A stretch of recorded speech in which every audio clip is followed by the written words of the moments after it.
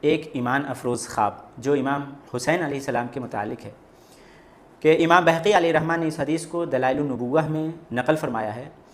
نبی پاک صلی اللہ علیہ وسلم کی چچی جان حضرت عباس رضی اللہ عنہ کی زوجہ محترمہ حضرت ام الفضل بنت حارث رضی اللہ عنہ ایک دن بارگاہ رسالت میں آپ صلی اللہ علیہ وسلم میں حاضر ہوئیں اور عرض کیا کہ یا رسول اللہ، میں نے ایک پریشان کن خواب دیکھا ہے، بہت پریشان کرنے والی خواب دیکھا ہے۔